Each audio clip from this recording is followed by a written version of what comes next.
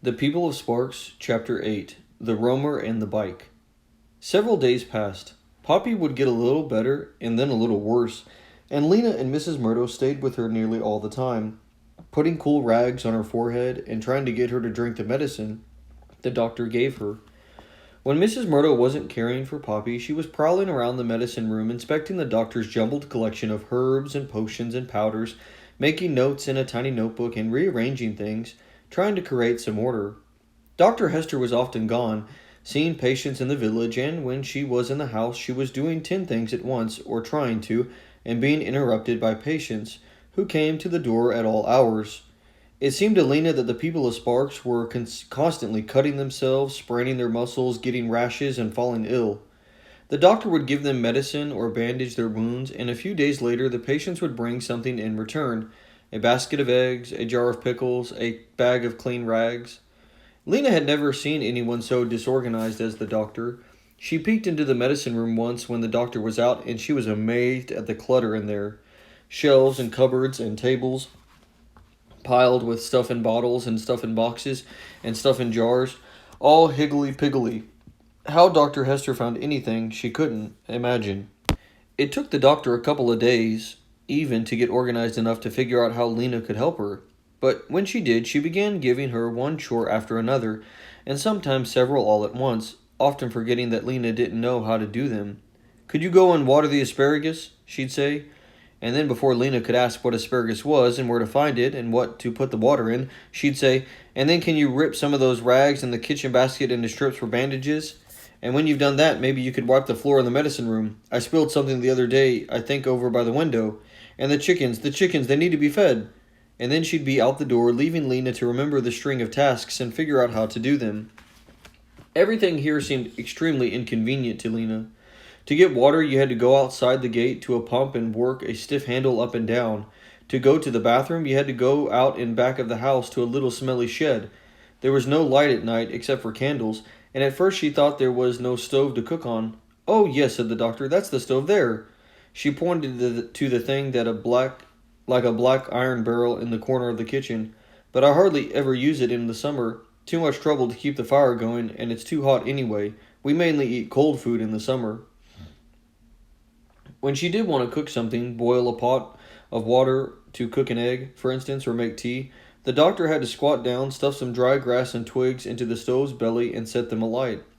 Sometimes she used a match. Sometimes she hit what looked like two rocks together until they made a spark and the grass caught fire. Then she had to feed in bigger and bigger twigs until the fire was finally hot enough. This fire seemed fairly safe to Lena, though she didn't like to get too close to it. At least it was contained in its iron box. It wasn't free to leap out at her like the fire in the fireplace.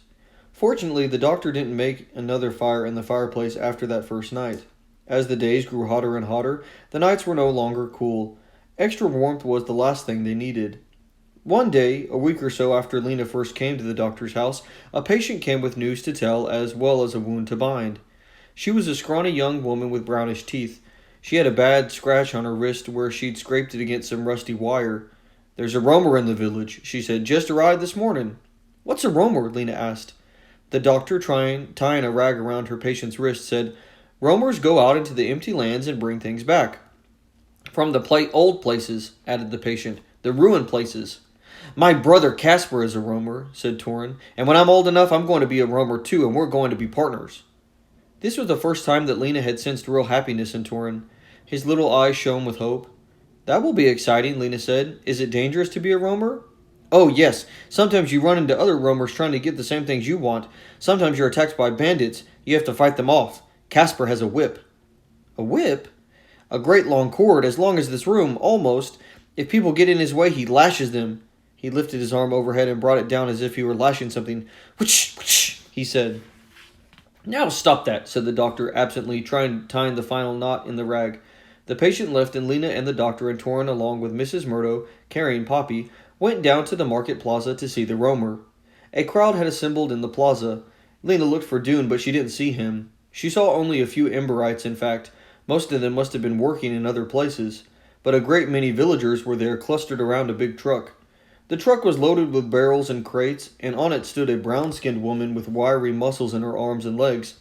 I have been in the far north, she cried out in a shrill, strong voice, out in remote corners of the empty lands. I have traveled roads where I saw no human beings for weeks on end, and in these distant regions I came across houses and farms that had never ever been searched before. I have treasures for you today. She beckoned with a long brown arm. Step up and look. The crowd pressed forward. Apparently this roamer was known to the villagers. Some people called out greetings and questions. Did you bring us any writing paper this time, Mackie? What about seeds? What about tools? And matches? And clothes. I'm so tired of wearing homemade patchwork. I have all that and more, the woman called. Come close, special things first. She bent over an open crate, and rummaged around for a moment. When she stood up again, she was holding a blackened iron cooking pot so big she had to use both hands to lift it.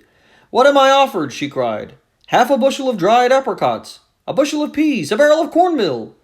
The woman listened, cocking her head, her eyebrows raised. She waited until the offer stopped, and then she pointed to a tall young woman with shiny black hair who had offered 5 loaves of apricot cornbread. Done, she said, and she lowered the pot into the young woman's hands.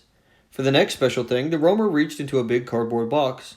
She brought out a smaller box, colored blue, and held it high. Soap flakes, she cried. 24 boxes of them. Dozens of people bid for these. They were all gone in minutes. Then came more cooking pans, 2 thick jackets of shiny material, rolls of rope, garden tools, books, a pair of scissors, some doorknobs, some nails. There were a few odd, useless things, too. For half a dozen carrots, one woman bought a pair of faucets, one with an H on it and one with a C. What will you do with them? Lena asked. People here got their water from long-handled pumps that stood at certain spots in the village. No one had indoor running water. I'll turn them upside down, said the woman. They'll make good candle holders. When the roamer brought out a handful of jewels, Lena gasped. She had never seen such things like necklaces and bracelets made of gleaming stones and silver chains, but only a few people seemed interested in them, and they bid hardly anything. One girl bid a couple of potatoes, but a man got them for a slightly used pair of sandals. If my wife doesn't want them, he said, I'll use them to pretty up my oxen. The roamer brought out the last of her wares. Packets of paper, boxes of safety pins, some spoons and forks. The doctor stepped up to buy a set of small glass bottles. Dr. Hester, the Roman said, good to see you. And you, Mackie, said the doctor. It's been a long time. I was hoping you'd be here, the Romer went on. I ran into your nephew the other day. Caspar? Cried Torrin in a voice so piercing that several people looked up startled. Where is he?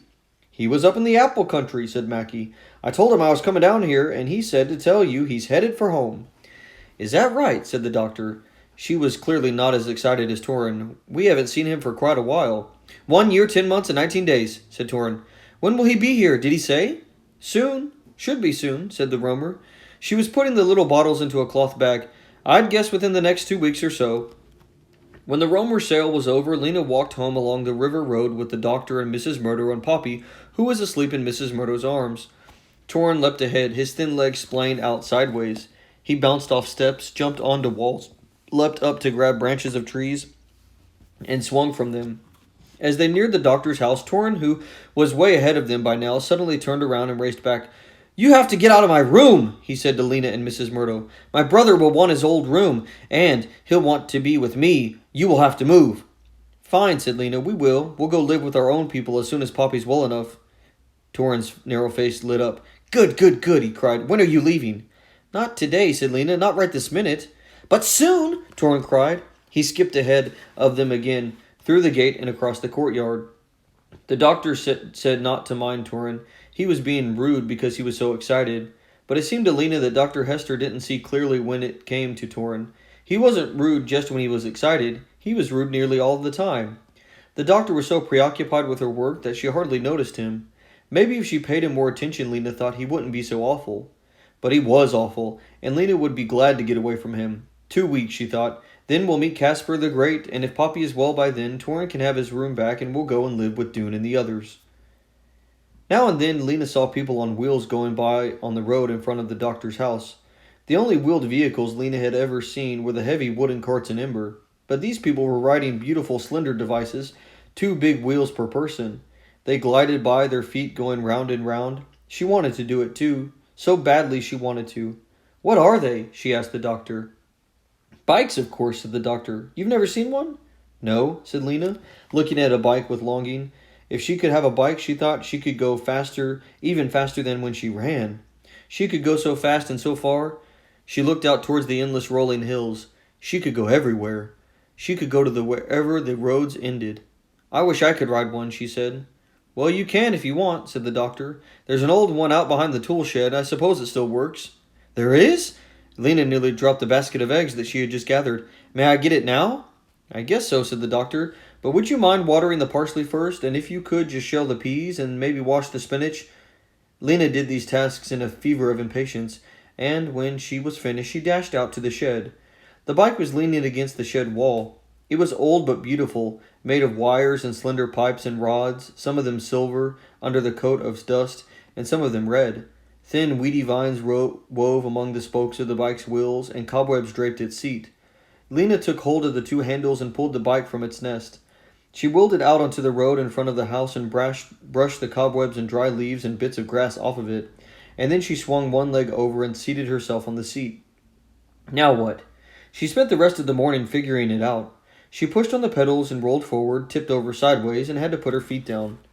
She rolled forward again, but she didn't know how to turn. She fell off. She heaved the bike upright and tried again. She fell off again. After an hour or so of this, she gave up and went inside for a while. And later, when she tried again, something had changed. She had the feel of it in her legs now, or somewhere in her. She rolled forward. She put a foot on the pedal and pushed. She rolled further. She brought up the other foot, and magically, her body understood for a second what to do. She was sailing. Her feet were going round and around. A smile broke over her face. She held on, her feet going round and round. Breathless breeze against her face. A whole long distance, maybe 5 yards, before suddenly she was nervous and dragged her feet along the ground to stop. She stood holding the handlebars, her mouth open in amazement. And by the end of the day she had it. She could ride back and forth on the road. She could stop wherever she wanted to. She could even turn around corners without putting a foot down. I'm going to see Doone, she told Mrs. Murdo. She was longing to see Doone, longing to talk to someone that she really knew. Mrs. Murdo was fine, of course, but she was a grown-up. Lena wanted to be with a friend. She got on the bike and rode sweeping down the river road into the plaza, where she asked someone for directions, and out the other side of the town to the hotel. When she got there, she stopped for a moment just to stare. The enormous old building looked to her like a wonderful place to live. She felt a sudden longing to have her own room there, back among her old friends and neighbors. It was nearly evening by then. People were sitting on the hotel steps in the last rays of the setting sun, eating their dinners from their food parcels and talking. Some were down by the river, cooling their feet, splashing water onto their faces. Over by the furthest wing of the hotel, a few boys were gathered around another boy who was sitting on a fallen tree talking to them. Maybe Doone was over there. She wheeled her bike towards them. The ground here was too rough and weedy to ride on. Her old friends and neighbors called out to her as she passed, and she waved at them, glad to be back among people she knew.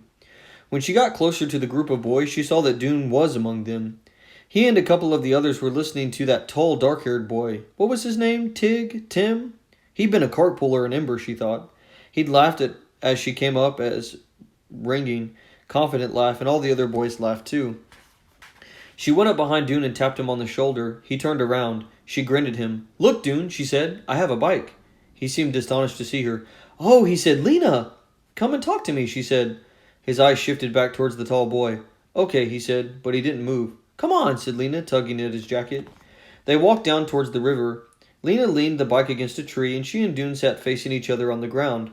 What a huge place, she said, waving an arm at the Pioneer Hotel and talking fast in her eagerness. What's it like? Will you show me around? Poppy is a little better, and maybe in a couple of weeks we can come and live here too, with you, with everyone. Doone nodded. That would be good, he said. It's kind of lonely at the doctor's house, Lena went on. There's a boy there who doesn't like us, and the doctor is so busy she can hardly think, and her house is a mess, and I have a million chores to do. She paused for breath. Today we saw a roamer, Doone. A roamer? She explained what a roamer was, and Doone listened, but she saw his eyes veer back towards the group of boys. Who is that boy? She asked. The one who's talking. Tick Hassler, said Doone. Lena turned around and looked at him. He was handsome, she thought. His black hair was thick and glossy, and his face was all sharp angles, as if you had been carved from wood. Is he a friend of yours? Sort of, said Doone. I'm just getting to know him. Oh, said Lena. Do you know which room Lizzie is in? Doone said he didn't. I don't stay inside very much, he said. It's kind of dark and dismal in there. What I like is being outside. He pointed up into the branches of the tree. Remember where little fluttery things were hopping around. Remember when we first saw those, he said, when we just come up from Ember? I learned that they're called birds. When you start really looking at them, you see there's all different kinds. I've seen ones with yellow chests, and one with stripes on their wings, and ones with red heads. There's even one that's bright blue. He gazed upward. It's strange, isn't it? Why have all these different kinds, I wonder? Just for fun of it? A burst of laughter came from the group of boys around Tick Hassler. Dune glanced over at them. Do you like it here, Dune? Lena said. In the village of Sparks, I mean. I do, said Dune. I like it a lot. Me too, said Lena. Mostly.